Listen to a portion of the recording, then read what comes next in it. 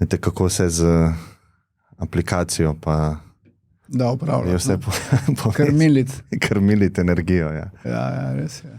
Vedno bolj, vedno bolj. Vedno bolj, ja. Še malo pa bodo nas krmili preko Aha, se naže. touchscreena. Jaz mislim, da naže, zato ker Že. pač te algoritmi vplivajo na naš hormonski sistem in sigurno se dopamin izrablja za namene, ki niso nam uprita, ne? Ja. Oziroma naša odvisnost. Podzavestni učinki. Ja.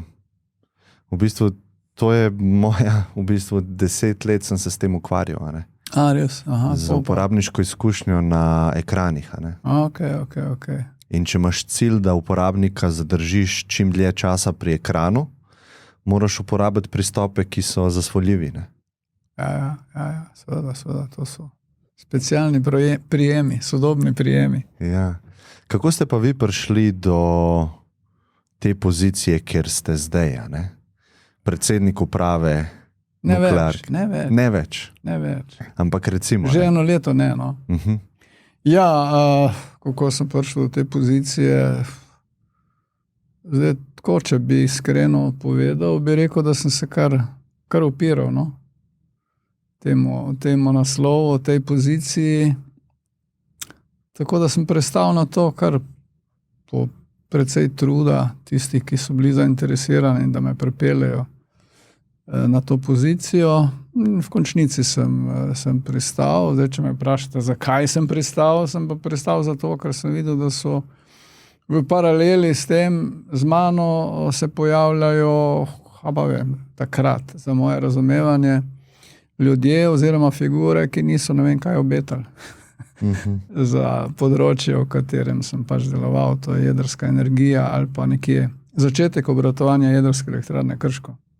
Zakaj ste se pa upiral? To mi je bolj zanimivo, kot zakaj ste se podal v to. Zakaj sem se upiral? Zato, ker se je zgodba pričela na nek način po partijski liniji. Nič agresivno, zelo vljudno, pazljivo, ampak vendar nekje v podzavesti mi je bilo to, da pa ja ne bom zdaj šel po poti nekega partijskega usmerjanja. Zato sem imel nekaj časa pomisleko, ampak potem, ko sem malo racionalno razmislil, sem videl, da sploh ne gre za to, da imam jaz rdečo knjižico ali ne, ker je nisem imel, ne. Tako da sem videl, da tudi pri ljudeh, ki so me nagovarjali, to ni bila prioriteta, sploh ni bilo to izpostavljeno, ne. Tako da sem se hitro potem nekako pomiril s tem, da pač grem, izzive treba sprejeti in sem vstopil na to pot, no. Ta lastniška struktura mi je zanimiva, ne, da Hrvaška in Slovenija imata skupaj neko stvar, ne. Kako a so kakšni izzivi tukaj bili? Ali? Ja, to je danes, ali pa že dolgo let, en zgled sodelovanja med bivšimi republikami, bivše Jugoslavije, danes državami, tako da je to en zgled. Bom rekel, po vsebini je lahko zgled, pa malce z distance je treba gledati, je to zgled, ne.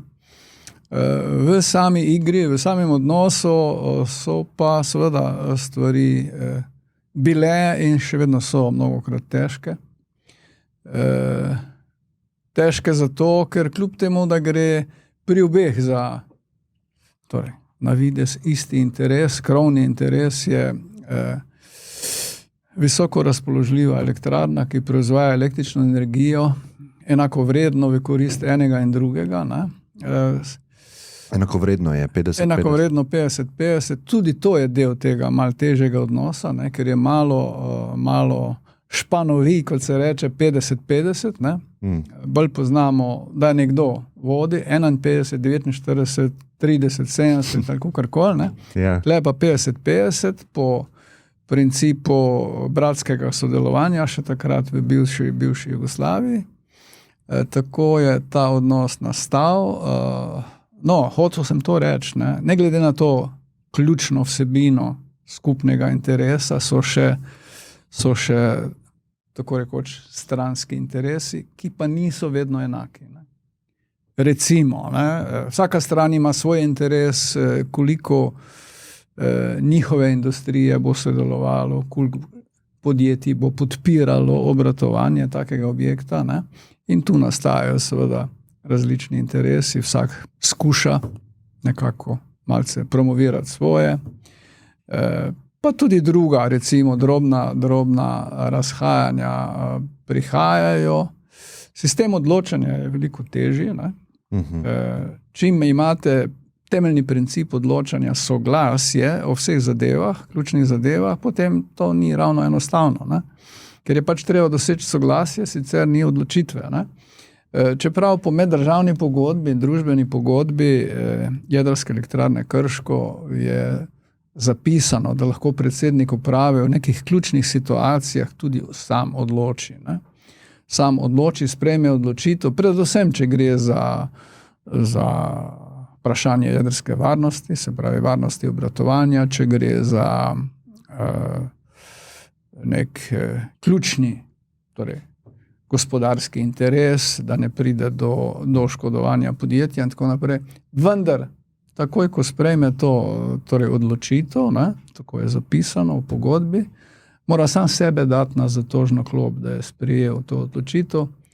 Na nadzorni svet, ki pa potem odloča, ali je smel predsednik uprave, ali je bilo upravičeno, da odloči, ali ni upravičeno, da odloči. Tu je pa zelo težko potem dosegati višje se gre, to arbitriranje. Vsaka stran brani na nek način svojo pozicijo, tako da moja izkušnja je bila, no, da v bistvu tega instrumenta nisem v bistvu v praksi uporabljal. Ne. Kaj pa najtežja odločitev ali pa situacija, pred katero ste bili tekom celega vašega mandata oziroma se reče, ja? Ja, težko bi rekel. Odločitev je bilo ogromno takšnih in drugačnih, povezanih z družbeno-političnimi spremembami, če hočete. Ko sta nastajali dve novi državi, ve se tudi, da je v določenem obdobju prišlo do resnih nesoglasij med dvema republikama, ne? Da je prišlo celo do odklopa električne energije Hrvaški za nekaj let, ne? Da je kasneje prišlo tudi do arbitraže med dvema državama. Skratka, to so bili časi, ko je bilo se določene odločitve treba sprejemati. Ne? Čekajte, Slovenija je Hrvaški izklopila električno energijo? Tako je, ja. To energijo, ki je prihajala iz jedrske elektrarne. Zakaj pa?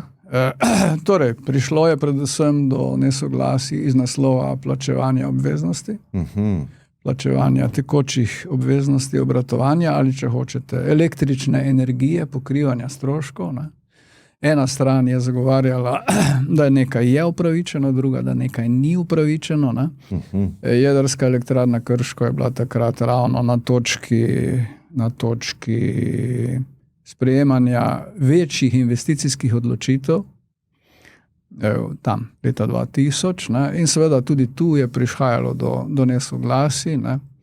Ena stran je zagovarjala pot, da se gre v posodabljanje, druga je želela najprej ureditev vseh odnosov, formalnih odnosov med dvema novima državama, ne, pa bi to zamikala. Skratka, to so take dnevno operativne zadeve, ki so prihajale na dnevni red in Jedrska elektrarna Krško je bila vedno na nek način eksponirana, ne, v slovenskem prostoru in v meddržavnih odnosih. Ne. Jedrska elektrarna Krško je pač bila v paketu nerešenih vprašanj z Hrvaško, skupaj z mejo, skupaj z Ljubljansko banko, skupaj še kako temo. Ne. Tako da smo bili vedno na nek način eksponirani, notranje politično v slovenskem prostoru. Je bila v prvem sestavu slovenske vlade, to je bila Peterletova vlada, predsednik je bil gospod Šešerkov, ki je žal že preminul. Je prišlo do resne pobude za referendum o takojšnjem zaprtju Jedrske elektrarne Krško. Poslanci so že podpisali iniciativo referendumsko, Zaprtje, kot da ne bi več obrtov. Zaradi česa? Zaustavitev, ker pač se je pojavljala takrat tudi izjemno močna avstrijska iniciativa. Avstrija je že takrat izstopila iz jedrske opcije, ni startala svoje že zgrajene jedrske elektrarne v Zwentendorfu. To je bilo za časa Krajskega. Tako da je ta iniciativa bila zelo močna, in pa ta medsosedski vpliv na takratno prvo slovensko vlado je bil zelo, zelo resen, zelo močen in Slovenija se je nekako hitro priklonila tej iniciativi, da to pa res bo treba izstopiti iz te jedrske variante in je bila podpisana, kot rečeno, poslanska pobuda za referendum, ki je potem po malce prespani noči in razmisleku bila umaknjena iz dnevnega reda in ni prišlo do tega. Skratka, to so situacije, da ne rečem na dnevnem redu, ki so zahtevale seveda sprotno odločanje. Veliko odločitev sem seveda moral sprejemati, moram pa reči, da seveda sem pri teh odločitvah po eni strani iskal, po drugi strani pa tudi imel neko torej podporo ustanovitelju, če hočete, slovenske države, če hočete, pristojnega ministrstva. Jasno, da nisem takih ključnih zadev delal brez konsultacij. Tako da različne situacije, pač različne odločitve. Neke odločitve, ki pa zadevajo recimo varnost obratovanja, naložbe v korist jedrske varnosti, so pač bile naša pristojnost uprave, ker smo pač odločitve sprejemali in potem iskali zavezništvo preko nadzornega sveta in pa pristojnih ministrstv na eni in na drugi strani. Tako da meddržavna pogodba po principu 50-50, se pravi soglasja, je za upravljanje podjetja zagotovo težja varianta kot vsaka druga, ker terja več usklajevanja, ker terja več na nek način odgovornosti vseh inštitucij, ki sodelujejo, se pravi uprava, nadzorni svet, pristojno ministrstvo, obe državi na vse zadnje. Zato je to usklajevanje težje.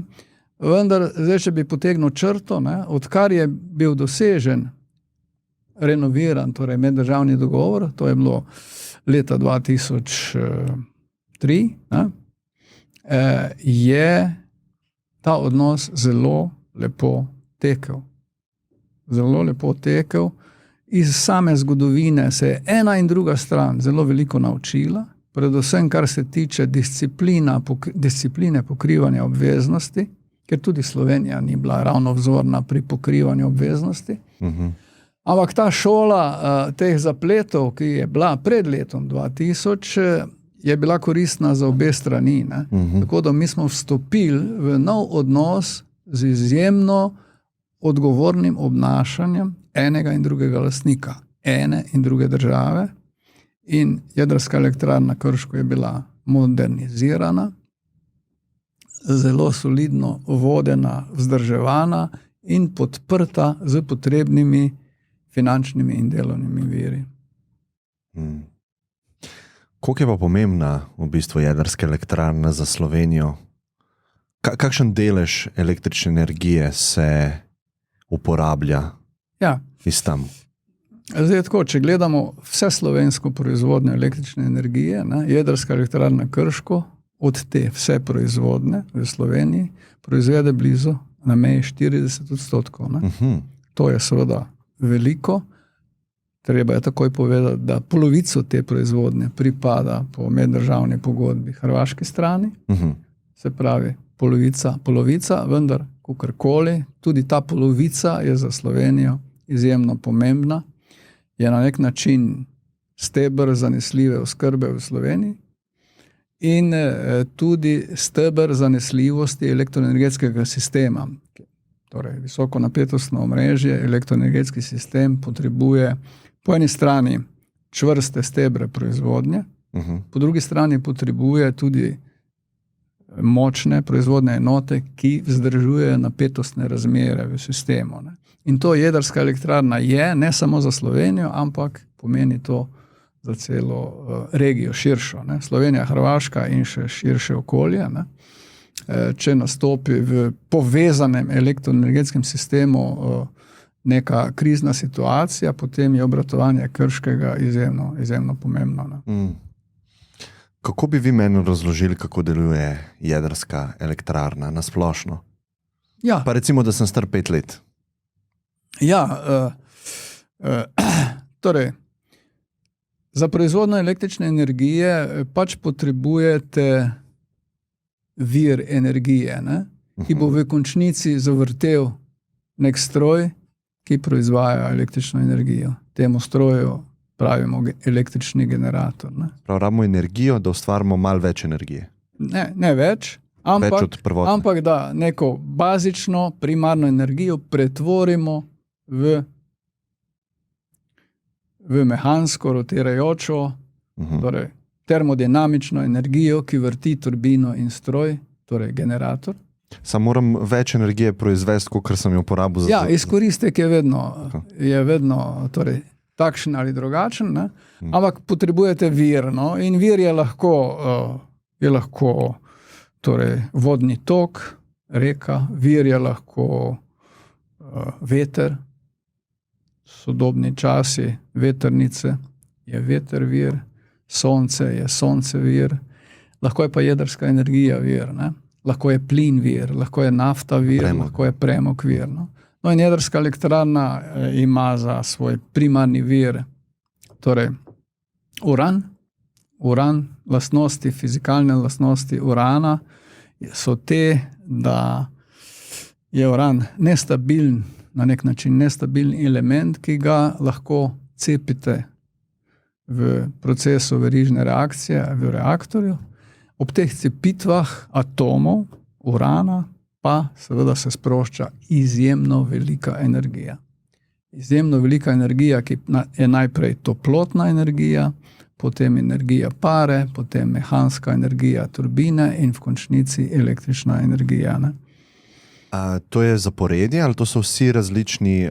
To je zaporedje, ja. Aha, sem mislil, da so različni... To je zaporedje, ne? Ne?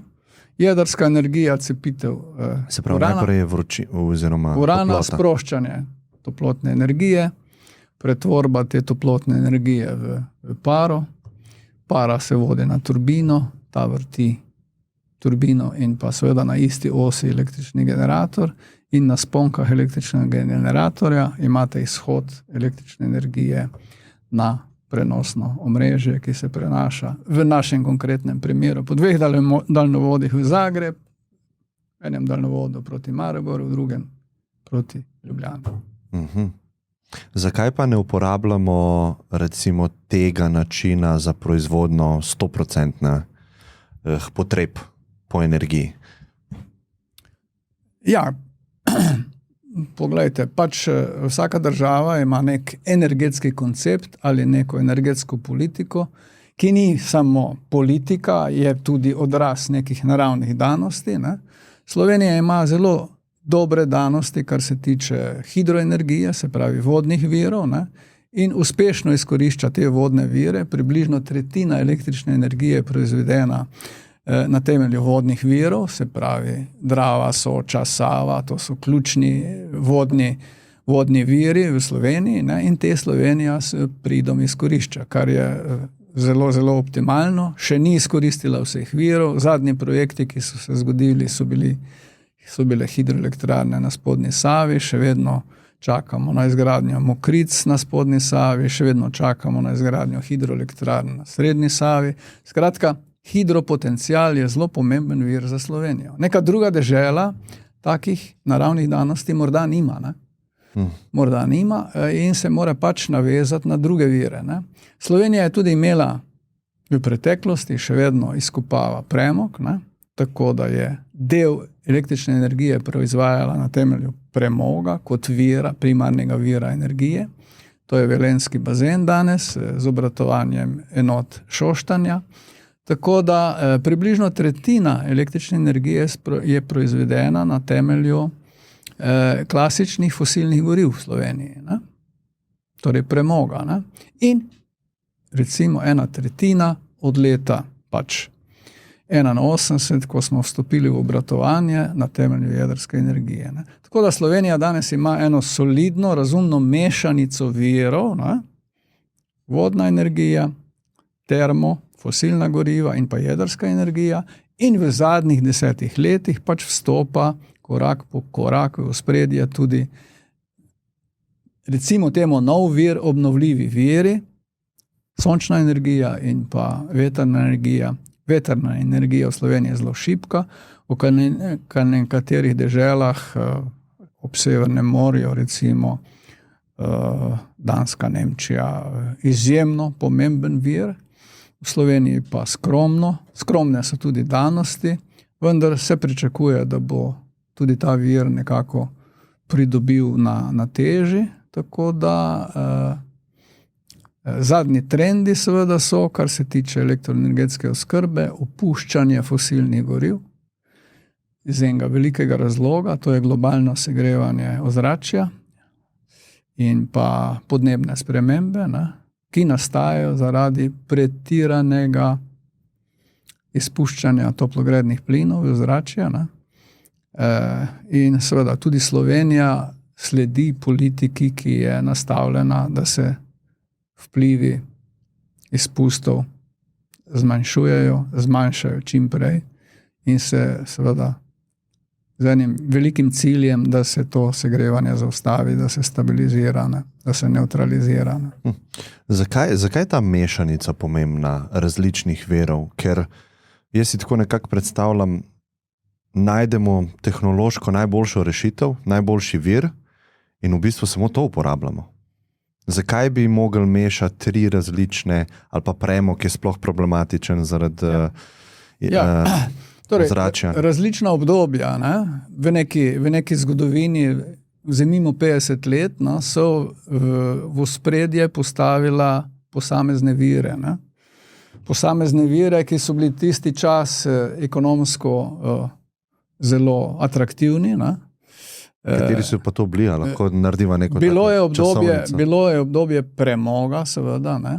Izjemno intenzivnih izkopov, izkoriščanja rudnikov, ne? Dnevnih kopov, če se spomnimo predvsem situacije v Nemčiji, ki je izjemno bogata na kvalitetnem premogu, Poljska izjemno bogata na kvalitetnem premogu in jasno je, da je svoje proizvodne vire elektrike bazirala na teh virih, ne?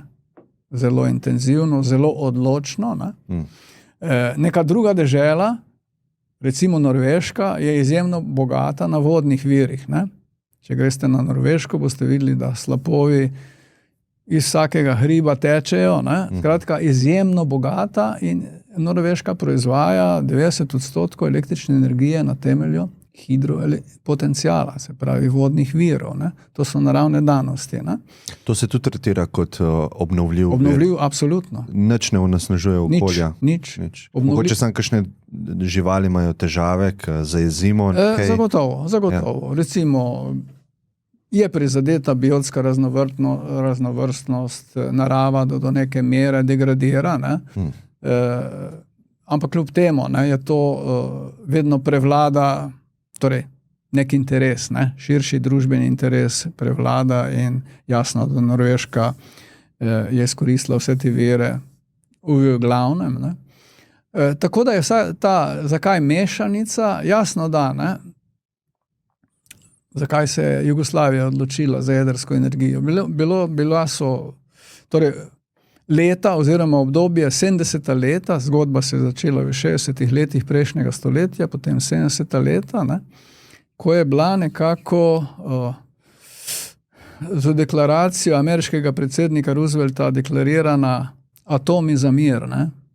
Se pravi, ta deklaracija je bila znamenita, izrečena kmalu po drugi svetovni vojni, ne. In se je začela razvijati miroljubna uporaba jedrske energije. Ne? In to je veljalo za en razvojni dosežek, eno sodobnost tehnološko, ne? jedrska energija in je začela doživljati razcvet po celem svetu v 70. letih, 80. letih. Ne. V Ameriki je bil pa začetek. V Ameriki je bil pa, bi lahko rekli, začetek, no. Tudi ostale dežele niso, to je vedno ta competition, obstajal med Sovjetsko zvezo, pa Ameriko, pa Azijo in so seveda vsi sledili temu trendu, to je bil trend, to je bil razcvet, temu smo rekli renesansa jedrske energije, ki je doživela ta razcvet v 70. in 80. letih. In Jugoslavija se takrat znašla tudi v nekem razumnem razvoju, gospodarski rasti, potrebovala električno energijo, bili so manjki električne energije in seveda je bilo po eni strani koristno, po drugi strani izjemno sodobno. Jugoslavija se je zelo trudila, da bi bila sodobna, enako vredna kot tretji blok nekim zapadni ureditvi, ne? In je bilo več kot logično, da se sledi tem trendom in da se sprejmejo načrti o miroljubni uporabi jedrske energije. Tako je prišlo do odločitve glede izgradnje jedrske elektrarne Krško. Bili so načrti tudi širši, ki so kasneje bili, kot rečemo, izničeni, skenslani. Ne? Ja. Ampak kljub temu, tako je prišlo do odločitve o izgradnji jedrske elektrarne Krško, tako je Jugoslavija vstopila v jedrski program, tako je kasneje ob razpadu Jugoslavije Slovenija postala naslednica in nadaljevala zgodbo uporabe jedrske energije, ki pa se na srečo v slovenskem prostoru po osamosvojitvi spromovirala resnično v en izjemno zanesljiv, visoko učinkovit, stabilen, okoljsko sprejemljiv vir energije. Ne? Zato je tudi v Sloveniji bila sprejeta pred 2 leti odločitev na nivoju jedrske elektrarne Krško najprej, pa potem na nivoju lastniku, pa potem na nivoju države, da se gre v podaljšanje obratovanja jedrske elektrarne Krško za naslednjih 20 let. Ne? Tako da danes govorimo o dolgoročnem obratovanju NEK-a, jedrske elektrarne Krško, ki bo obratovala predvidoma 60 let, z možnostjo tudi nadaljnega podaljšanja. Ne? Podaljšanje pa zavisi seveda o tehnološkem stanju opreme, ne? In pa seveda o ekonomiji. Ali se nekaj splača, ali se ne splača. Ne? Tako da jedrska elektrarna ali NEK, kot mu pravimo, bo obratoval do leta predvidoma 2043. Ne? Trenutno pa seveda se trudimo za neko dolgoročno sprejemljivost in širitev jedrskega programa z izgradnjo nove enote. Černobil je bil kdaj? Černobil je bil tam konec 80. leta. Ne? Ja. Ki je bil velik, seveda, kako bi rekel, signal mnogim politikam in se je razcvet jedrske energije bistveno zaustavil. Bistveno zaustavil, mnoge dežele so iz programa ali izstopile ali preklicale že sprejete odločitve. Skratka, ta investicijski ciklus se je zaustavil. Ne? Zaustavil se je že z nesrečo, ki je bila v Ameriki. Otok 3 milj je bila prva nesreča, ki mogoče malo manj znala, malo manj, da rečemo, razvpita, ni imela okoljskih vplivov, je imela samo ekonomske posledice, tako da te pomembne dogodki, ki so se zgodili, so seveda na nek način zaustavili ta razcvet jedrske energije, ne? Začasno. No, seveda so pa hitro nastopili časi, predvsem so pa te časi danes, ne? Danes, da se izjemno intenzivno pogovarjajo povsod pravzaprav, ne? O ponovnem investiranju v jedrsko energijo, ker ta pač resnično obeta čisto energijo, kar je pa ključno vprašanje danes. Ne? Danes je ključno vprašanje razogljičenje energetike, ne? In to je možno seveda z obnovljivimi viri in pa jedrsko energijo. In jedrska energija je seveda najbolj učinkovit vir, ker z veliko enoto prinesete velike učinke, ne? Medtem ko z drobnimi investicijami v sonce in veter prinesete majhne korake k razogličenju. Ampak skupaj, z roko v roki, mi pravimo, je to najprimernejši koncept za bodočo elektroenergetsko oskrbo. Te trije viri. Torej, hidroenergija, jedrska energija in pa obnovljivi viri, ker so sonce pa veter. Kaj pa je šlo narobe v Černobilu? Černobilu je šlo predvsem narobe. A ste gledali tisto serijo, ki je bila zelo popularna pred 2 leti? Tudi sem, pa ne vem, če sem vse gledal. Ne vem, če sem vse gledal. V Černobilu je šlo narobe eno dejstvo, da si je politika dovolila, da z reaktorjem eksperimentira. Politika, ne stroka. Eksperimentira, dobesedno dela eksperimente, dela poskuse. In eno takih poskusov, ki ga je naročila politika ali pa sovjetski politbiro, fantje, zdaj ste pa to naredili, pa to poskusili. Ne? Kar je bilo skregano s temeljnimi varnostnimi principi. So se spustili v ta poskus, naredili ta poskus in seveda poskus je šel izven kontrole. Kaj pa so probali? Operativne posadke. Skratka so izvajali določene eksperimente z reaktorjem, kako se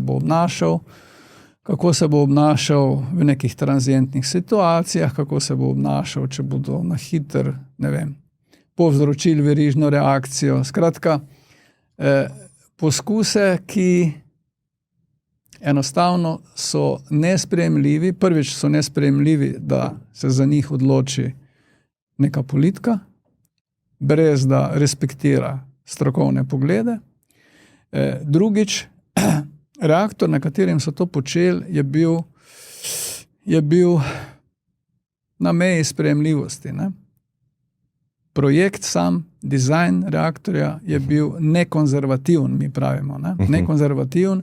Inherentne funkcije, ki morajo biti ugrajene v smislu, da če grejo neki parametri malce narobe, da se sam zaustavlja, pa sam gasi. Ta reaktor neke varovalke, ki so ugrajene. Ta reaktor teh funkcij ni imel. Ni imel. In so želeli prešparati denar ali ne, so šli površni? Svojo razvojno pot so šli. Izmenjave tehnološke takrat, ko so se elektrarne gradile, ni bilo. To, kar je bilo na voljo na zapadu, ni bilo na razpolago v Sovjetski zvezi. In Sovjetska zveza je bila dovolj samozavestna, da je s svojimi znanji skreirala svoje principe in svoj model reaktorja. In zgradila to vrstne reaktorje, ki so bili v Černobilu. Razni v Černobilu so bili v obratovanju 2 enoti še v Litvi. Danes ne obratuje nobeden tega tipa reaktorja več, tega dizajna. Tako da to sta bili 2 ključni stvari, ki sta pripeljali do nesreče v Černobilu. Skratka, sam sistem, ureditev, družbeno-politični sistem, kjer niso bili vzpostavljeni temeljni mehanizmi, če hočete, demokratični mehanizmi upravnega nadzora, neodvisnosti upravnih organov, skratka vse tisto, kar mora biti, kar so nekako mehanizmi, ki varujejo, da se ne zgodijo nepravilnosti, da se ne sprejemajo nesprejemljive odločitve. Ja, decentralizirani. Tega v bivši Sovjetski zvezi ni bilo, in to je seveda dokaj nevarna scena za obratovanje takih objektov. Kakšni so pa danes, se pravi, taka nesreča se danes s temi novi dizajni ne bi mogla zgoditi? Ali lahko malo to razloživa spet na tak poljuden način? Ja, kaj je danes drugače? Seveda.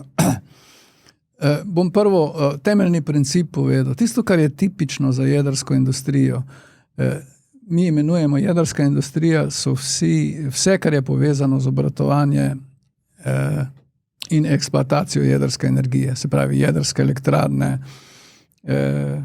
šolske reaktorji. Skratka, to mi imenujemo... Šolski reaktorji? Kaj je to?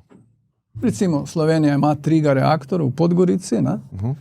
To ni energetski reaktor. To je reaktor, ki ima svoj namen za proizvodnjo izotopov, ki se uporabljajo v zdravstvu, v različne namene. Skratka, včasih temu rečemo tudi šolski reaktorji.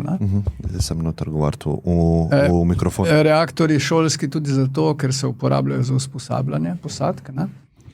Tudi mi smo uporabljali ta reaktor v Sloveniji za usposabljanje svojih posadk, začetno usposabljanje. No, skratka, temeljni princip jedrske industrije ali pa obratujočih jedrskih elektrarn je ta, da se vsi dogodki, ki se zgodijo, kjerkoli na svetu, kjerkoli, negativni dogodki ali nesreče, temeljito analizirajo in ugotavljajo izvorni vzroki. In iz tega potegnejo lekcije, da se stvari ne bi ponovile. Ta proces se izvaja izjemno sistematično, izjemno natančno. Hočem reči, iz nesreč, ki so se zgodile, je jedrska industrija dobila razvojni impuls. Lekcijo.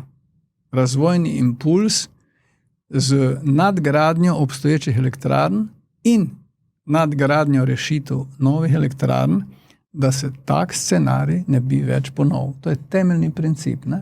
In zahvaljujoč, pod narekovajo, zahvaljujoč tem nesrečam, ki so se zgodile, imamo danes jedrske elektrarne, ki so varne, ki obratujejo varno. In dogodki, ki so se zgodili, se ne bodo več ponovili. Imamo pa nove dogodke, ki ne vemo še, kakšni bi lahko bili. Imamo nove dogodke, katere pa lahko... Unknown unknowns. Recimo, kaj smo se naučili na Fukushimi. Na Fukushimi, ki je bila resna nesreča, leta 2011. Na Fukushimi smo se naučili, da je treba z izjemno resnostjo v vsakem prostoru na zemeljski obli vzeti v obzir možne naravne katastrofe. Naravne katastrofe. Fukushima je bila zaradi potresa. Zaradi naravne katastrofe, zaradi cunamija. V Sloveniji se ne bo zgodil cunami, lahko se pa zgodijo ekstremne poplave, lahko se zgodijo potresi. Skratka, vsako specifično področje mora vzeti v obzir svoje, recimo temu, verjetne naravne pojave in katastrofe. To smo se naučili iz Fukushime. Na teh izhodiščih je nastala celotna modernizacija jedrske elektrarne Krško pred podaljšanjem. Tako zvan program nadgradnje varnosti, ki je stal nekje reda velikosti 350 milijonov evrov, je nastal na teh izhodiščih. Da smo predpostavili sicer malo verjetne naravne katastrofe, ki se lahko zgodijo, izoblikovali rešitve, projektne rešitve in implementirali te rešitve, to so varnostne rešitve, ki tudi v takih scenarijih stopijo v funkcijo in zagotavljajo varno obratovanje. Na ta način smo postopali, na ta način postopamo in na ta način zagotavljamo, da se tovrstni dogodki ali nesreče ne bodo več ponovili. Kaj pa recimo pride do vojne, zbombardiramo totalno elektrarno? Ja. Glejte, vsako stvar je z vojnimi sredstvi, s katerimi danes svet razpolaga, možno uničiti. To je dejstvo. Pravno tako je dejstvo, da karkoli uničimo na področju jedrske energije, doseže vsakega. Tudi tistega, ki je uničil. In to je varovalka edina pravzaprav. Razen, če bi Kitajska recimo napadla, ker je toliko daleč stran, ne bi čutila posledic. Ja, ampak bi doživela povračilne ukrepe. No, to ja. V enaki meri ali več. Ja. Skratka, govorimo o za naše razumevanje neverjetnih scenarijih, da se namerno vojno delovanje ne bo zgodilo. Tudi da imamo vojno na tleh Rusije in Ukrajine. In v ospredju je velikokrat jedrska elektrarna Zaporožje, ki se ena in druga stran jo uporablja to elektrarno za mahanje z rdečo krpo. Poglejte, oni želijo uničiti jedrsko elektrarno Zaporožje. Ne, oni pravijo ne, Ukrajina hoče uničiti jedrsko elektrarno Zaporožje. Skratka, jo uporabljajo za veliko strašenja, ne, in politične pritiske, vendar resnično je ne bo ne en, ne drug napadel in ničo, ker se zaveda, kaj to pomeni. Ne.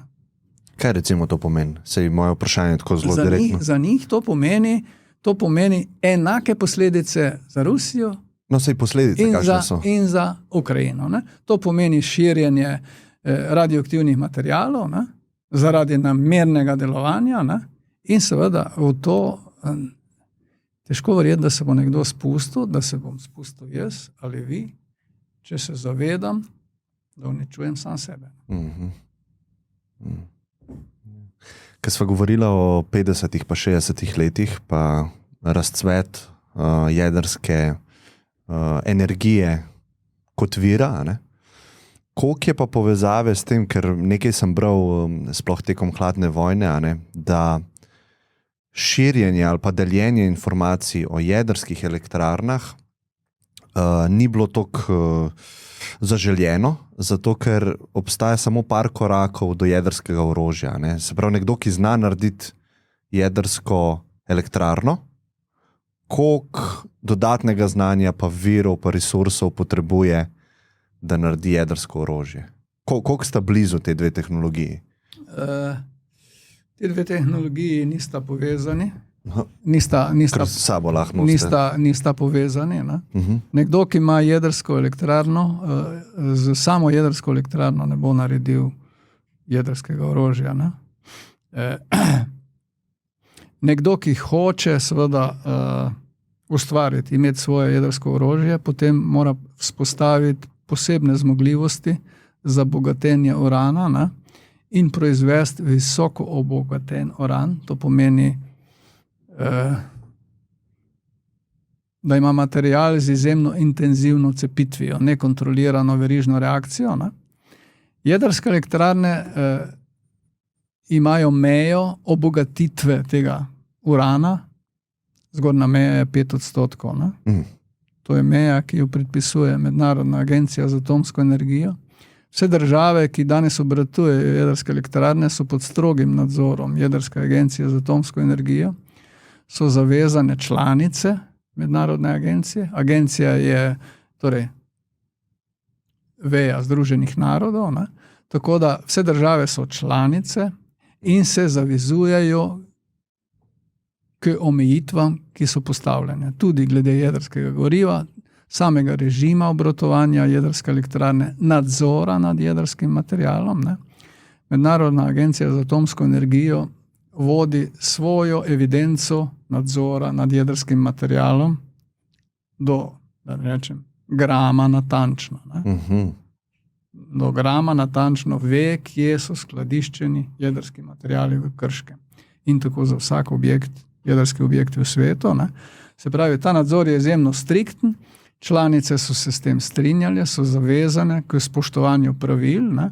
Tako da zloraba komercialnih jedrskih reaktorjev v neke vojaške namene enostavno ni možna, niti fizikalno, niti organizacijsko, in se to ne more zgoditi. Ne? Iran ima danes jedrske elektrarne, ki obratujejo kot komercialni proizvodni objekti jedrske energije, za proizvodnjo jedrske energije, so podvrženi temu režimu enako kot mi. Ne? Na drugi strani ima pa seveda Iran ambicije po jedrskem orožju in ima seveda svoje zmogljivosti za proizvodnjo obogatenega urana, ne? Kar je pa druga zgodba. Ne? In seveda mednarodna skupnost se trudi imeti pod nadzorom tudi te zmogljivosti, ki jih Iran ima, ne? Pa katera druga država, mora biti tudi Izrael, vse torej današnje imetnice jedrskega orožja te zmogljivosti imajo. Ne? Francija, Anglija, Amerika, Rusija, Kitajska, ne? Imajo te zmogljivosti in seveda to je pač neka politično vojaška odločitev, težnja imeti jedrsko orožje, na tem si zgraditi svojo politično pozicijo in moč, ne, pariranja ostalim. Ne. Torej, na prstah ene roke lahko prištejete dežele danes, ki to ambicijo imajo in ki te zmogljivosti tudi imajo. To so vojaške zmogljivosti za proizvodnjo visoko obogatenega urana. ta veja nima ničesar skupnega s komercialnim obratovanjem jedrskih reaktorjev oziroma jedrskih elektrarn. To, kar ste rekli, mi je zelo zanimivo, da tudi Iran nekako je vključen v to, pa sodeluje. Ja. Kaj pa recimo Severna Koreja ali pa neke države, ki res težko jih je privabiti v neko spoštovanje pravil. In Severna Koreja je v globalnem merilu edina izjema. Ne? Edina izjema. Ne? Edina izjema, kjer se v bistvu bije diplomatska vojna, ne? Ali bo Severna Koreja tudi v popolnem nadzoru se bo podredila režimu Mednarodne agencije za atomsko energijo, ne, tako da tukaj gre bolj res za eno veliko politično vprašanje. Pozicije Severne Koreje vis-a-vis Južne Koreje. Ne. Južna Koreja jasno, da je članica. Ne. Severna Koreja bi morala sprejeti določene pogoje in postati članica, tako da Severna Koreja je ena izjema, s katero se mednarodna skupnost zagotovo ukvarja, ne. Ukvarja se pa na mnogih področjih, kot lahko vidite, ne, da prihaja do medsebojnih groženj in izsiljevanja Severne Koreje nasproti celemu Zapadu ali Ameriki, če hočete, ne, izsiljevanje za pomoč in tako naprej, da se pač režim, ki je tam spostavljen, ohranja pri življenju. Ne. Zdaj, koliko časa bo to trajalo, težko špekulirati. No. Zakaj pa je tako težko narediti jedrsko orožje? To sem jaz vedno razmišljal. Zelo je močna stvar, če jo imaš kot država. V bistvu v nekaterih primerih lahko skoraj vse dosežeš, odvisno od področja, na katerem si v svetu. Ampak zakaj je tako težko še z vsemi resursi, ki jih imajo države, narediti tako orožje? Kaj je tako posebnega tukaj? Pa ne bi rekel, da bilo je nekoč na začetku zelo posebno. Ne? Bilo je zelo posebno, ko se je končala druga svetovna vojna. Ne? Kdo bo prvi tisti, ki bo dosegel in naredil atomsko bombo? Ne? Ali bo to Nemčija kot agresor, kot osvajalec, ali bo to svet, ki se je branil, v končnici je to bila Amerika, ne, in tudi uporabila to orožje in zaključila drugo svetovno vojno. Ne. Danes ni več vprašanje znanja in tehnike, ali to znam narediti ali ne. Ne. Danes je preprosto klub velikih, ki odloča o tem, ne, ali bo še koga spustil zraven ali ne, da bo imel jedrsko orožje. Ne. Kako spustil zraven? Zakaj pa ne moremo? Dovolj. Aha. Dovolj. Zakaj pa rabimo dovoljenje? Recimo? Ne moreš se ti izogniti takem in drugačnemu nadzoru, da nekaj počneš na področju jedrske energije, kar je usmerjeno v vojne zmogljivosti. Ti temu ne moreš pobegniti danes. Danes je vse vidno, ne? Vse transparentno. Tako da, ne moreš imeti skrit uran, pa ga bogatiti na skrivaj? Ne, to je poskušal Iran početi. Ne? Pa je bila organizirana mednarodna misija, kjer so si pogledali vse zmogljivosti, ki jih imajo, ne, je prisilili Iran, da je podpisal soglasje, da tega ne bo počel, morda še vedno počne, pa mednarodna skupnost zopet pritiska, da ne sme tega početi. Ne. Skratka, danes se zelo, zelo natančno in da ne rečem strogo nadzira, kaj kdo počne na tem področju. Ne. In ne more se nekdo odločiti, zdaj pa jaz to nekaj naredil, pa bom imel, pa drugi tega ne bodo vedeli. Ne. To preprosto na tem področju ne gre. Ne. Nikakor ne. Ne. Danes se ve, katere so države, ki imajo jedrske zmogljivosti, med sabo se torej ta moč meri, ne. Kdo ima več, kdo ima manj. Ne. Pride celo do iniciativ, do razoroževanja, pa nekaj časa to teče, pa se zaustavi. Ne. Med Ameriko in Sovjetsko zvezo je razoroževanje nekaj časa teklo, ne, pa se je zaustavilo. Ne. Tako da tu se pač vodi ena igra moči na globalni ravni, ne, in jedrska energija oziroma jedrsko orožje je seveda dobro orodje za merjenje medsebojne moči. Ne. Kaj pa, če vas tako vprašam moralno, svet, ki obstaja, ki je svet, ki ga danes poznamo jedrsko tehnologijo, nasplošno, pa lahko rečemo tukaj pridobivanje energije in orožje in vse, kar še obstaja, kar jaz ne poznam. Ne? Rentgeni in podobno, ne? V zdravstvu se veliko uporablja. A je boljši svet ali pa človeštvo, ki ima sposobnost izrabljanja te energije, ali bi recimo bilo boljše moralno, da to zbrišemo? Torej, po današnjih kriterijih ima jedrska energija toliko pozitivnih lastnosti, ne, da bi bilo absolutno nerazumno, da se te pozitivne lastnosti zavrže, ne, namesto da se jih izkoristi. Ne. Tako da definitivno je dominantno dejstvo in prepričanje, da ima jedrska energija izjemne lastnosti, ne, ki so uporabne v vseh sferah, da ne rečem vseh porah življenja. Ne.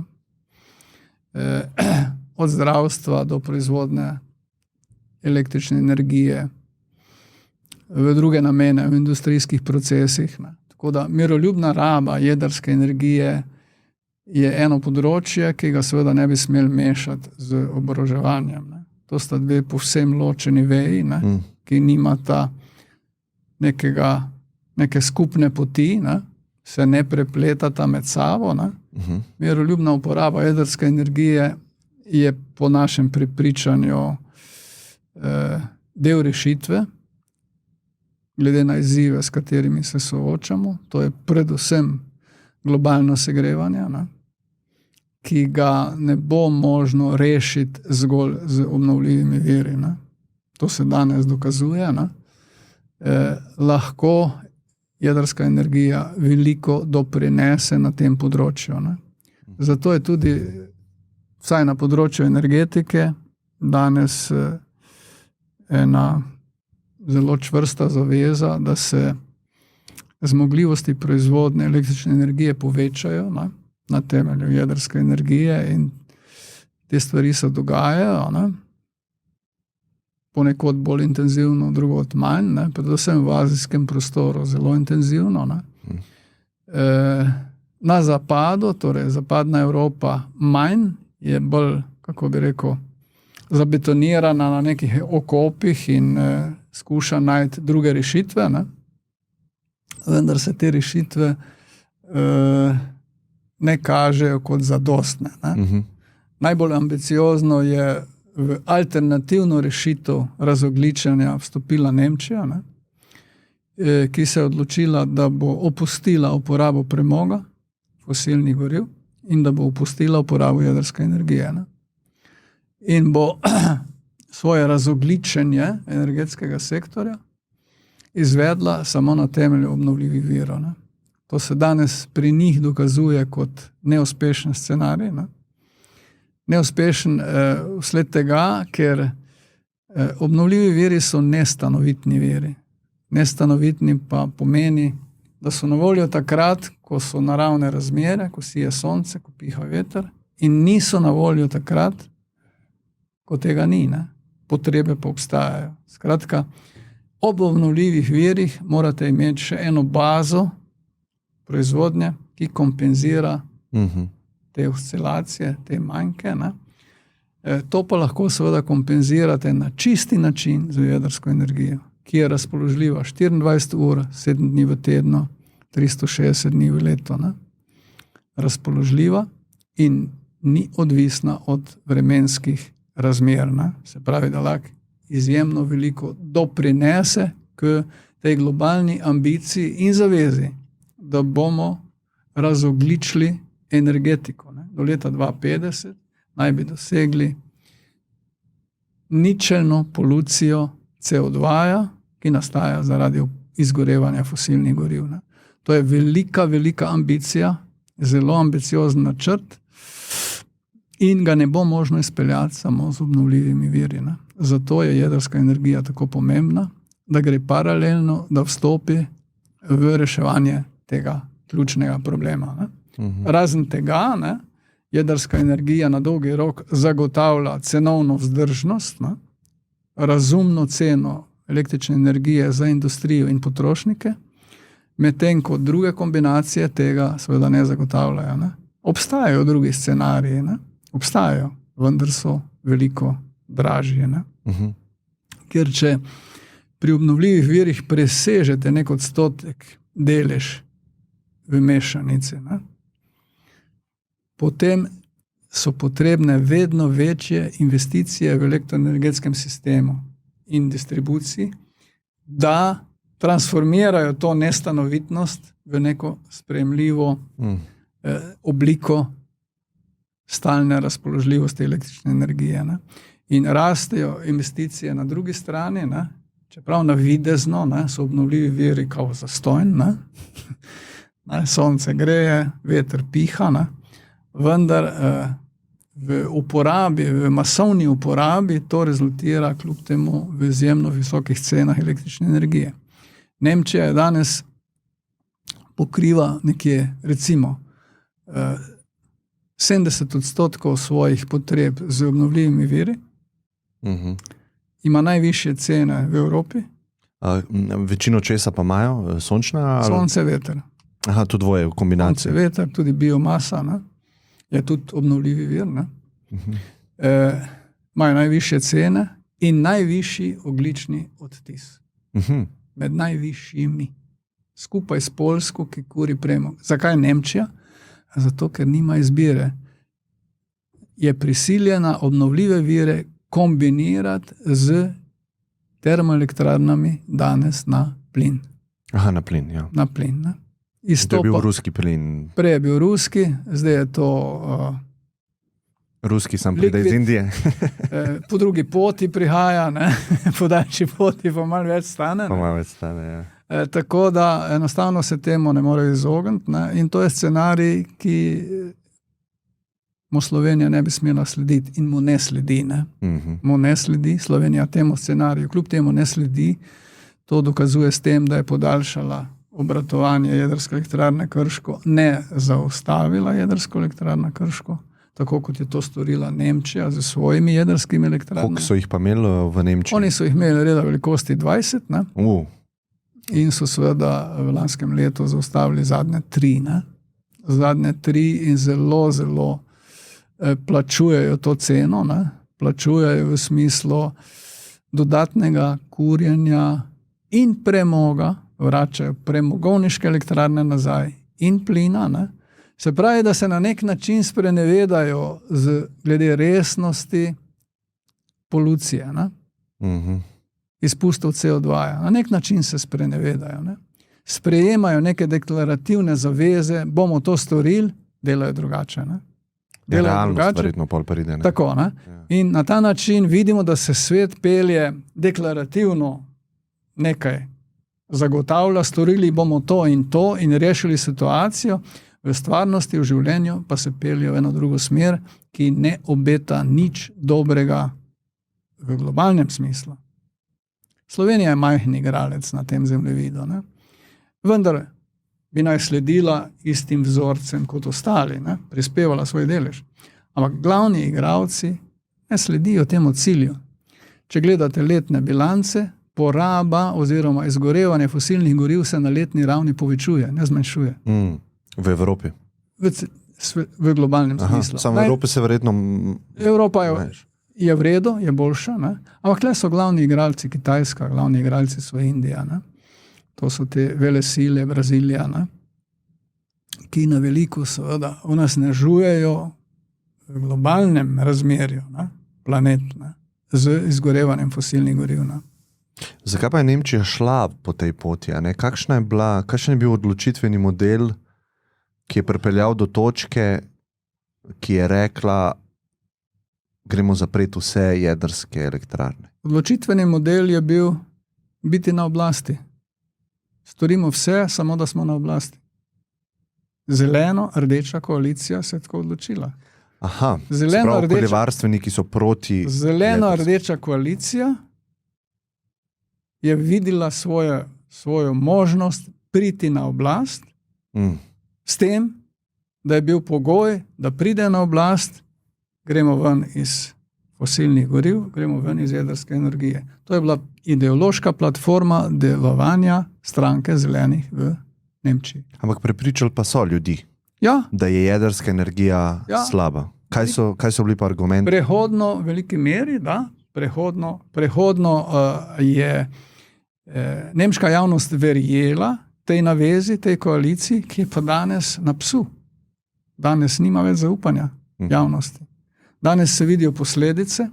Nemčija je gospodarsko šibka, njena prosperiteta, če hočete, gospodarska je upado, prihitevajo ostali, pobirajo ji trgovinski prostor. Skratka, Nemčija gospodarsko nazaduje, da ne rečemo, da je v recesiji, in nemška javnost to vidi, ne? In ta koalicija seveda nima več podpore. Nima več podpore, na silo krpajo z določenimi ukrepi, predvsem z subvencijami, ne? Krpajo neko sprejemljivost. Ne? Nemčija je seveda velik gospodarski gigant, ima velike zmogljivosti, veliko si lahko privošči, tudi napak si lahko veliko privošči, pa jih sanira. Ne? In to počne. Ne? In to počne, ampak te zgodbe je konec. Ne?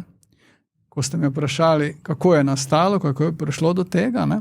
Stranka zelenih je seveda svojo javno podobo gradila na nasprotovanju jedrske energije. Ne?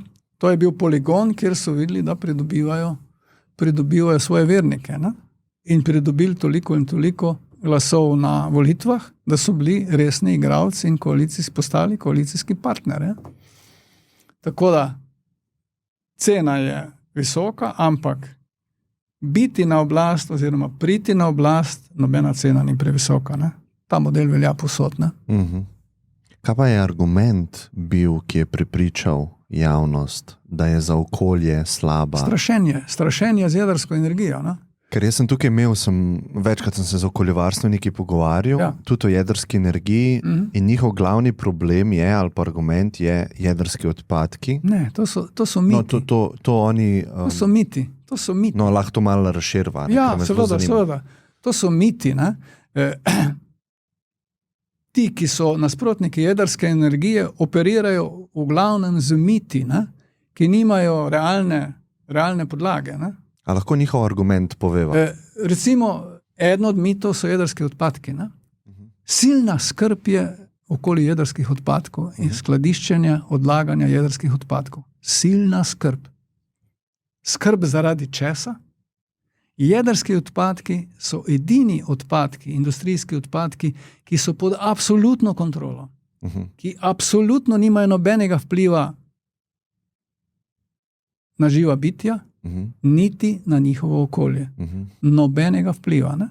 In nas seveda skrbijo jedrski odpadki. Ne skrbi nas pa izpusti CO2, ki se dnevno dogajajo, ki dnevno zasuvajo življenjski prostor po celem planetu. Ta del nas pa kao ne skrbi. Tudi jih skrbi. Tudi jih skrbi, ampak jedrski odpadki so pa silna stvar. A varnejše shranjenih odpadkov ni, kot so jedrski odpadki. Za Slovenijo velja, jedrski odpadki vseh vrst so znani in evidentirani do grama, do mikrosieverta, če hočete, do mikrokirija, če hočete, evidentirani, shranjeni, skrbno shranjeni, skladiščeni. Kje? Na dolgi rok zaenkrat vse v Krškem. Vse v Krškem. Za naslednjih 100 let vse v Krškem. Se pravi, mi naredimo nek prostor ali skopljemo nekaj in damo tja odpadke in jih zaščitimo, ali kako? Kako je v Krškem? V Krškem so zaenkrat nizko in srednje radioaktivni odpadki. To so radioaktivni materijali, ki so v glavnem delovna oprema, obleke, ki so kontaminirane. Neke kemijske smole, ki so za čiščenje medija. To se pakira, stiska, kompaktira, suši in pakira v posebne standardne sode. In skladišči v skladišču v jedrski elektrarni Krški. Že 40 let. V skladišču? V skladišču. Okay.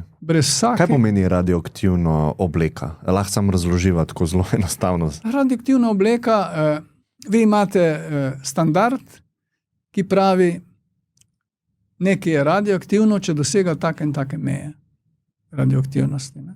Če jo presega, je radioaktivni material, če je pod to mejo, je material, ki ga lahko tretirate kot vsak drug material, prosto na prostem. Ne?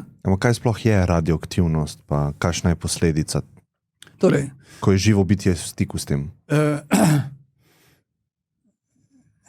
Zdajle je nekaj dni nazaj je šel v obtok po družbenih omrežjih, je tudi na jedrska JEK2 spletni strani zelo lepo, poljudno razložen pojem radioaktivnosti. Ne?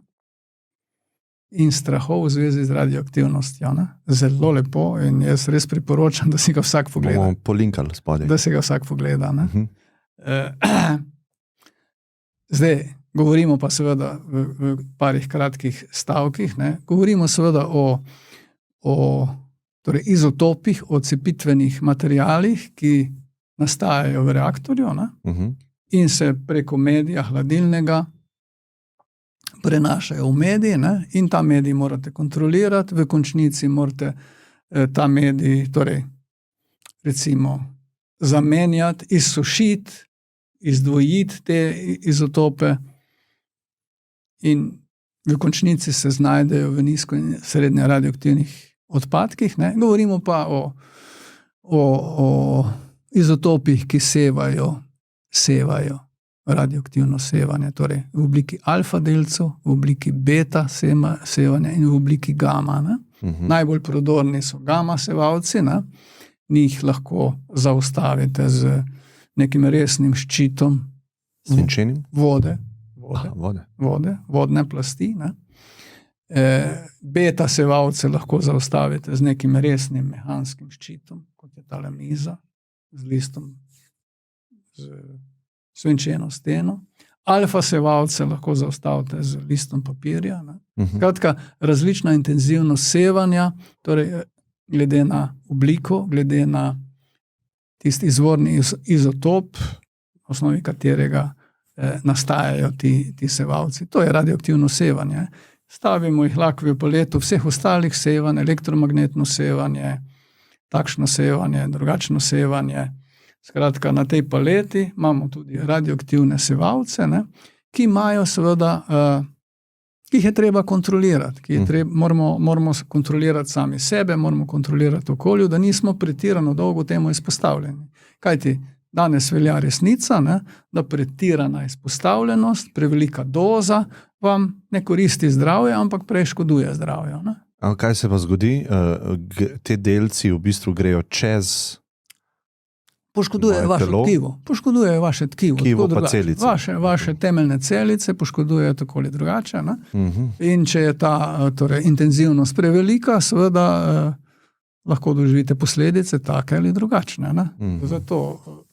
Zato je treba z sevalci skrbno ravnati, z radioaktivnimi odpadki, ki so tudi potencialni sevalci, treba skrbno ravnati, jih evidentirati, jih skladiščiti, jih nadzirati, jih neodvisno nadzirati in vse to je seveda poskrbljeno in storjeno. Ne?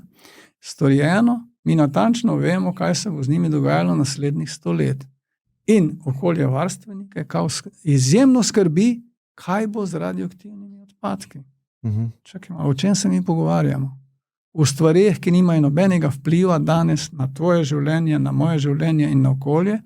To je silna skrb, medtem ko so pred vrati grožnje, velike grožnje, da bomo plačali visoko ceno, če ne bomo ukrepali, kot so izpusti CO2, te stvari pa kar tako. Malo jih rešujemo, malo se sprenevedamo, malo jih ne rešujemo, malo se gremo obnovljive vire, pa zraven kurimo fosilna goriva, Tle so dvojna merila. Zato pravim, da nasprotniki jedrske energije operirajo v glavnem z miti. Z miti, ki nimajo realne podlage. Nimajo realne podlage. Če vas prav razumem, mi nimamo popolne rešitve za jedrske odpadke, ampak to rešitev, ki jo imamo, nima vpliva na nobeno živo bitje. Nobeno živo bitje. A sem vas prav razumel? Rešitev, ki jo imamo, je začasna, pod narekovaj. Ta začasnost je dolga 100 let. Ja, kaj se je dolga 100 let, ja. Kar je razumna rešitev, se meni zdi. In v 100 letih se bo zgodilo veliko tega v smislu pozitivnega razvoja, v smislu skupnih rešitev za trajno odložitev. Aha, se pravi, nove rešitve bojo prišle. Čemu panika danes, da moramo mi danes imeti rešitev za trajno odložitev, kar pomeni odložitev za naslednjih 1000 let. Ne? Čemu ta euforija danes, ta trenutek? Ne? Kaj se pa po 100 letih zgodi s temi odpadki? Recimo, da ne bomo imeli trajne rešitve, recimo? Recimo, razvoj se ustavi, tehnologije, mi imamo zdaj tam neko skladišče, kjer nalagamo te odpadke. Kaj se po 100 letih zgodi s tem materialom? Najslabši scenarij, ki se lahko zgodi, da po 100 letih še vedno ne bomo imeli trajnega odlagališča. Po 100 letih. Ne? Ampak v tem skladišču je pa lahko 1000 let, ali kako pa se ne. Hočem reči, to je najslabši scenarij. Ne? Po 100 letih skladišče je deklarirano za 100 let, bo imelo obratovalno dovoljenje za 100 let, pa ne bomo imeli trajnega odlagališča. Recimo, to je najslabši scenarij, ki se nam lahko zgodi, in mi bomo seveda imeli še vedno možnost, da poskrbimo za novo začasno rešitev. Za novo začasno rešitev. Da bomo te začasno skladiščene odpadke primerno tretirali in ponovno skladiščili, če bo treba. Ali na istem prostoru, ali v nadgrajenem prostoru. Skratka, rešitev bo vedno na voljo. Kaj ti? Tle ne gre za nekaj, kar se zgodi v trenutku. To gre za proces, ki traja 100 let. In mi bomo seveda vedeli, kam se peljemo, proti kaki rešitvi se peljemo. Ali imamo na vidiku skupno rešitev, neko evropsko rešitev, ali bomo imeli na vidiku svojo rešitev trajnega odlaganja. Skratka, opcije so različne, ne? In seveda treba je pustiti času priložnost, da se izoblikuje najprimernejša, ki bo rešitev in za nas in za mnoge druge. Saj nismo edini, ki se s tem soočamo. Ne? Ampak zaradi tega ni nobena panika in urgenca potrebna, razen, če na vsak način želite nasprotovati jedrski energiji in to koristiti kot odločilni vzvod pri odločanju, ali se boste šli dolgoročno uporabo jedrske energije ali ne. Ja, jaz v bistvu nekako glede jedrske energije 3 protiargumente sem do zdaj slišal. Ne? Ja. Prvega sva nekako pokrila, to je varnost. Ja. Se pravi, zaradi teh nesreč Fukushima in Černobil je strah okoli te energije. Ne? Recimo, da sva to pokrila, mogoče meni edino manjka ta, mi smo lekcije dobili, implementirali v nove dizajne. V nove rešitve, Mene skrbijo neznane neznanke. Neznane neznanke, o katerih danes še ne razmišljamo, recimo. Ne? In ne vemo, o čemu ne razmišljamo, ker so neznanke. Ker so neznanke, ja. In potem se bo nova nesreča zgodila, pa bomo rekli, zdaj imamo novo lekcijo. Ne? To je pri meni nekako v glavi odprto še vedno. Ne? Kako bi to komentiral? Ja, jaz bi to komentiral, da po teh, recimo, da so to bili v obdobju približno na 15-20 let so se 3 stvari zgodile, ki so bile tako kar odločilne. Otok 3 mil v Ameriki, Černobil v Sovjetski zvezi, pa Fukushima na Japonskem. Ne? Da so bila izhodišča za te dogodke zelo različna. Zelo različna. Temeljni vzroki so bili zelo, zelo različni. Se pravi, imamo 3 različne vzroke, ki smo jih rešili. In da smo jih pokrili. Pokrili smo ljudsko aroganco, Černobil, deloma tudi Fukushima.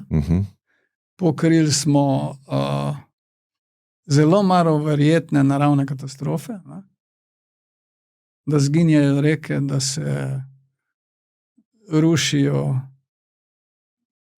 hribovja, da pride do naleta komercialnega aviona, tudi to smo pokrili. Ne? Skratka, pokrili smo na nek način, po moji oceni, scenarije, ki so dovolj široka ovojnica za morebitne potencialne dogodke. Četrtega vzroka vi ne vidite. Jaz ga ne vidim. Ne? Ja, zato je neznanka.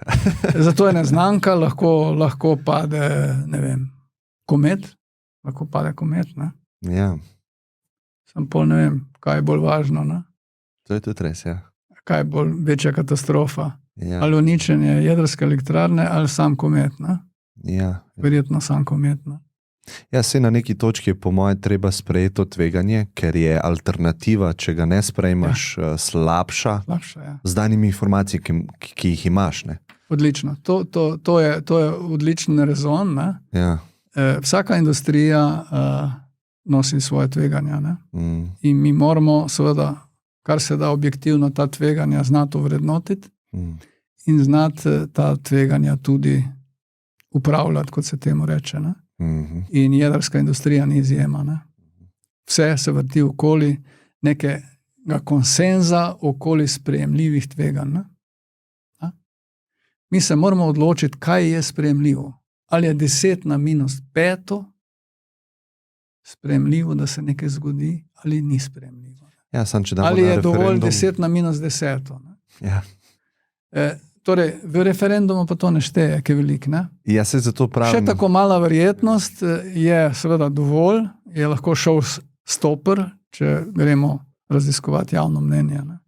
Ja, mislim, z dobrimi pristopi komunikacije in prepričljivostjo in karizmo je možno minorno tveganje potencirati v glavah ljudi. Ker zato sem omenil referendum, tam tazga odločitvenega modela ni. Ne? Tam se ne pogovarjamo o statistiki, procentih. Če je to, potem je B. Tam se pogovarjamo o čustvih o nagnjenih, o strahovih, o zavajanjih, o takih stvarih se pogovarjamo. No, zato sem danes hotel, da gremo. O mitih se pogovarjamo. Ne? Ja. Prva stvar, varnost, to sva recimo rekla. Druga stvar, ki sva jo tudi naslovila, so jedrski odpadki. Ja. Pa recimo, da jaz osebno sem že prej bil na tej strani, pa zdaj, ko ste mi dali odgovor, itak operiram z omejenimi informacijami, mi je zadovoljivo. Se pravi, če to res ne vpliva na okolje, pa nimamo popolne rešitve, to, da odložimo za 100 let, je to sprejemljivo, po moje. Meni zdaj, trenutno se mi zdi to ok. Tretja stvar je pa cena te energije. Lahko to malo pokomentirava. Kako se primerja cena pridobivanja te energije napram ostalim, pa morava še, koliko stane, da bi še eno tako elektrarno naredili danes? Kakšni so tukaj stroški? Tudi to, torej, ekonomija je eno področje, ki se ga da eksploatirati tako ali pa pojasniti drugače. Dve stvari sta ključni, ko govorimo o stroških, o ceni, koliko kaj košta. Dve stvari sta ključni. Eno je vrednost investicije jedrskega objekta, vrednost investicije, ki je tako, bi rekel, hitro na videz zelo velika številka. Nova jedrska elektrarna stane 10 milijard. 10 milijard. Deva tako reči. In to je velika številka. Pa 40 let operira. Okoli te številke seveda se začne vrteti diskusija, ali si Slovenija to lahko privošči, ali je to smiselno, ali je to tvegano, zakaj bi šli v nekaj takega, zakaj ne bi šli v nekaj drugega. 10 milijard je 10 milijard. 10 milijard. To je ena kategorija in ena razprava. Druga razprava je cena kilovatne ure, ki jo bo potrošnik plačal iz te jedrske elektrarne, katere investicija stane toliko, kot sva rekla. Cena kilovatne ure je pa zagotovo ne samo primerljiva z ceno kilovatne ure iz drugih virov, ampak tudi atraktivna. Je nižja. Je zagotovo nižja. A je najnižja? Je danes pri obratujoči elektrarni zagotovo najnižja. Če začetno investicijo dava noter, pa razdeliva na 40 let? Tako. Parametri, ki gredo v izračun cene, ne, so vrednost investicije, model, kako se bo financiralo teh 10 milijard, ali se bo pretežno iz lastnih sredstev, ali z krediti komercialnimi, ali s krediti z državnim poroštvom. Skratka, od tega zelo zavisi tudi cena kilovatne ure. Kajti poprečno gledano, ne, je strošek investicije, samo strošek najetih sredstev ali kreditov je zelo visok, ne? Je lahko 50-60% celotne vrednosti. Je samo strošek investiranja sredstev, ne? Denarja, ki ga nimamo. Ne? Slovenija verjetno lahko zbere na kup, bom zdaj na pamet rekel, 20% lastnih sredstev. Ne? Zakaj 20%? Zato, ker vse sproti porablja. Ne? Neč ne akumulira. Ne? Ja, tako kot cel svet. Cel svet, ne. Razen Norveška verjetno. In je izpostavljena temu, da mora torej plačati drage kredite, najete pri bankah, pri finančnih institucijah, in to seveda stane in to vpliva tudi na ceno kilovatne ure kasneje. Ne? Ampak kljub temu, ne, model ekonomike je zmodeliran in je tudi objavljen slovenski javnosti na spletu za investicijo okroglo 10 milijard, ki v 20 letih obratovanja doseže točko absolutno ekonomske upravičenosti, ne? Na meji 65 evrov za megavatno uro. Ne? In vse nadaljne obdobje, ne? Od 20 let naprej, je samo boljša ta cena. Ne? Še nižja. Ne? Zakaj? Ja, zato, ker se breme investicije odplača v 20 letih. Ne? Aha, v 20 letih se odplača. Vsi krediti se odplačajo. Okay. Odplačajo in po 20 letih jedrskih objekt postane generator profita. Tako kot je Krško generator profita. Danes. Danes je Krško v energetskem sektorju profitni center. In to se nazaj v državo zliva. In to pobira seveda energetski sektor, deloma lahko pobere SDH, ne, preko dobička Gena, deloma lahko dovoli, da se ponovno investira, ne. Skratka, stvar politike. Ne. Ja. Stvar politike. Skratka, po 20 letih tudi nova jedrska elektrarna postane na nek način profitni center. Ne. In ta podoba se izboljšuje z leti obratovanja. Nov jedrski objekt bo pa obratoval 60 let plus. 60 let plus. Se pravi, to je naložba ne samo v moj standard, pa vaš standard, to je naložba v standard naših otrok in naših vnukov. Ne? In za svoje otroke in svoje vnuke smo vendar pripravljeni veliko narediti. Je tako? Ja, včasih preveč. Tako. No. Kaj pa razvoj solarne energije? Recimo, danes se midva odločila postaviti novo jedrsko elektrarno. Ja. 60 let bo obratovala, ampak v 60 letih si jaz predstavljam, da bojo ostale tehnologije šle naprej in zadnjih 10 let lahko malo pokomentirava, koliko veste o solarni tehnologiji. Ali so se naredili neki veliki napredki na tem področju? Z vidika stroška. Torej, tehnološki razvoj absolutno ne gre zanemarjati. Ne? Se dogaja in se bo zgodil v takih dimenzijah, ki jih danes niti ne predvidevamo, ne vidimo, niti ne slutimo. Ne? In treba je verjeti v tehnološki razvoj in v rešitve, ki bodo prišle čez 20, čez 30, čez 40, čez 50 let. Ne? Zagotovo. Ne? Zagotovo. Vendar temeljit energetski koncept danes Slovenija pošilja v Bruselj tako zvani NEPN, nacionalni energetski program, ne? Do leta, recimo, prvi korak 2030, pa pol 2050. Ne? In temeljit ta energetski koncept na rešitvah, ki jih še ni, ne? Je po moji oceni malce zgrešeno oziroma neodgovorno. Ne? temeljiti ta koncept oziroma slovensko oskrbo, da se bo zgodila na temelju vodika, da se bo zgodila na temelju skladiščenja električne energije, je malo...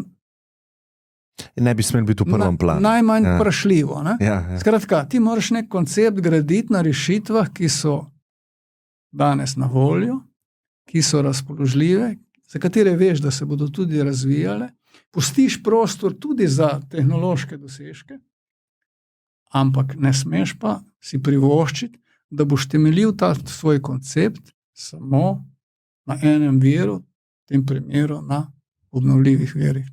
Ja, sem na druga plat kovanca je pa, če se odločam za veliko odločitev in veliko odločitev danes in v projekcijo dam 60 let, mislim, da lahko skoraj s sigurnostjo rečeva, da se bo v naslednjih 60 letih tehnološki razvoj nadaljeval, mogoče celo hitreje, kot se je do zdaj. Ne? Bo.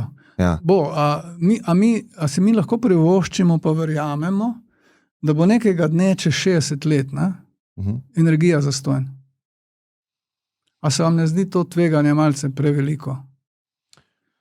Energetska lakota, če gledate na eno časovno obdobje zadnjih 50 let, se zmanjšuje ali se povečuje? Se povečuje. In se najverjetneje bo povečevala. Ne? In viri, ki so na voljo, bodo vedno bolj skrčeni. Potrebe bodo vedno bolj rastle. Število prebivalcev na svetu se bo zmanjševalo? Ne, raslo. Bo raslo. Skratka, če se gremo malo špekulirati, energetska lakota se ne bo zmanjševala. Cena ne bo čez 50 let zastonj ali manj, kot stane danes. Ne? Cena bo višja, kot je danes. Ne? Višja, kot je danes. Moja intuicija govori v nasprotno smer. Ja, zato ker nove tehnološke rešitve, ki se danes nakazujejo, ki še niso v funkciji, se nakazujejo z izjemno visoko ceno. Pridobivanje vodika ni kar tako. Ne? Komercialno koriščenje vodika ni kar tako. Stane več, kot stanejo rešitve danes, ki jih poznamo. Skratka, moje prepričanje je, energetska lakota bo rasla, cene energije bodo s časom rasle. Ne glede na tehnološke razvoje. In mi smo bolj na varni strani, da zgradimo objekt, katerega tehnologijo danes poznamo, ki imamo odlične obratovalne izkušnje. In riskiramo in rečemo, to tehnologijo, s to ceno bomo mi obratovali naslednjih 60 let. Ja. Bomo imeli energijo po danes dokaj zanesljivo znani ceni. Ne? In bomo tvegali, da bojo vsi drugi viri cenejši od te. Ampak je to tveganje zelo majhno. Je manjše od tistega tveganja, da se bo zgodila taka ali drugačna nesreča. Tako da jaz se ne bi šel takega tveganja in bi stavil na izključno rešitve, ki jih še ne poznamo, vendar slutimo, da prihajajo. Ja. Jaz tudi slutim, da prihajajo in se veselim, da prihajajo, vendar ne bi stavil cele nacionalne oskrbe z električno energijo na rešitve, ki jih še danes ni. Ja, sej jaz ne predlagam sveta, kjer če moj ta optimizem povzroči, da nimamo dosti električne energije, povzroči kvečemu dražjo električno energijo kot v vašem primeru. Ampak jaz mislim, da gre res za stvar osebnosti, a ne kako... Gre. A gre za nek konzervativen ali pa da zminimiziramo vsakršno tveganje? Ja. A gre pa za moj ki je pa tak, gremo voziti vlak, pa ne vemo, če so tirnice čez 5 let še vedno tam. Negotovost, ne? Bomo že postavili tirnice sproti, a ne? Povsem legitimen pristop, jaz rekel. Legitimen pristop, ampak kot rečeno, če se pogovarjamo o jedrski energiji, mislim, da še enkrat, se mi zdi, da je jedrska energija del rešitve, glede na izzive, ki jih imamo danes, ki so izjemno resni, predvsem razogličenje energetskega sektorja, da je del rešitve in da je za Slovenijo optimalna pot z roko v roki med obnovljivimi viri in jedrsko energijo. Oba vira sta čista, oba vira skupaj sta zanesljiva oskrba in standard slovenskih ljudi. Mogoče samo še eno zadnje vprašanje, ki je bolj za moj futurističen fuzija, recimo. Ne? Kaj to je, kje smo trenutno s to tehnologijo in a vi vidite tukaj kaj smiselnega? V teoriji je velika rešitev, kot veliki pok v pozitivnem smislu, kar se energetske oskrbe tiče, kajti fuzija je torej neomejen vir, recimo, da je to voda, ker združujete jedra vodika, uspete to združevanje kontrolirati kot kontrolirana reakcija, pri kateri nastajajo brezmejne količine energije. Brezmejne, neomejene. Ogromne količine energije, to je tisto, kar rabimo. Se pravi, na papirju teoretično in tudi eksperimentalno so stvari že v funkciji, je nekaj, kar je izjemno dopadljivo. Moj seveda strah je, da smo vedno 50 let še oddaljeni. Pred 20 leti smo bili 50 let oddaljeni, danes smo 50 let oddaljeni, verjetno bomo čez 20 let spet 50 let oddaljeni. To je tisti strah. Na tehnološkem, bi rekel, razvoju tega področja, komercializacije fusije se veliko stvari dogaja, veliko se tudi sredstvo investira. V eksperimentalni verziji je ta proces kontroliran reda velikosti nekaj milisekund, mi pa rabimo trajno kontroliran ta proces, da bi bil komercialno uporaben, tako da skrbi me ta pot še, ki jo je treba prehoditi. Ampak spet, če je človek nekako optimistično razvojno naravnan, človek je skozi svoj pot obvladal neslutene procese, jih postavil v funkcijo, svojo funkcijo, da služi v njemu. In jaz mislim, da treba verjeti, da vsega, česar se loteva, več ali manj obrodi v končnici sadove, in da bo tudi fusija doživela tak triumf. A Kardashevo lestvico poznate? Poznate tak koncept? Ja, bolj tako. Aha.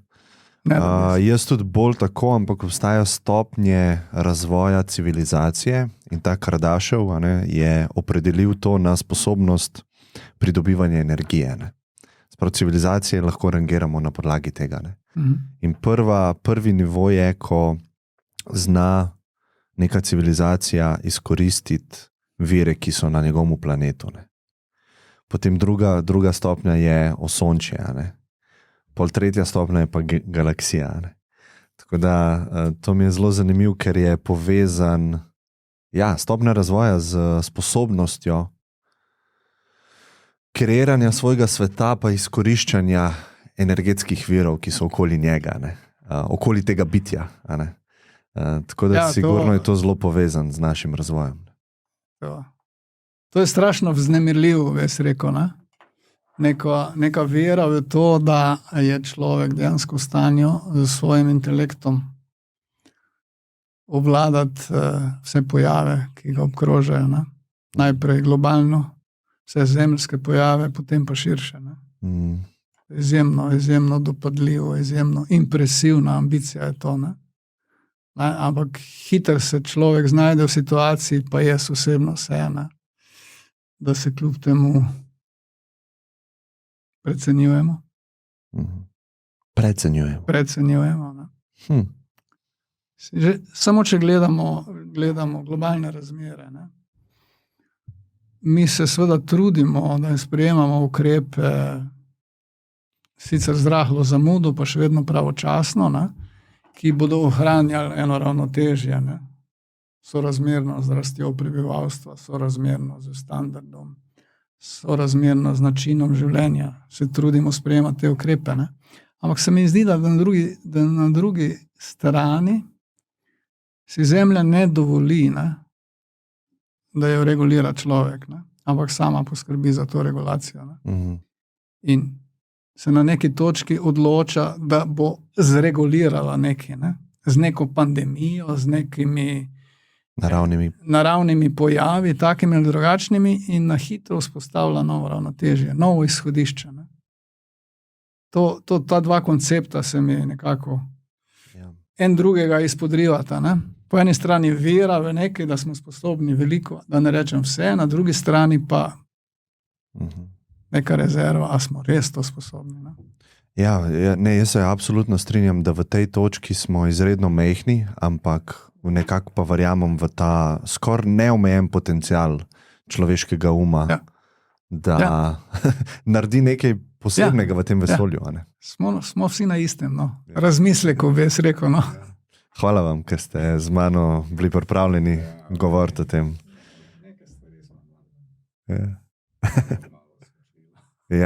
Zagotovo meni je bilo zelo zanimivo, tako da hvala vam. Adijo.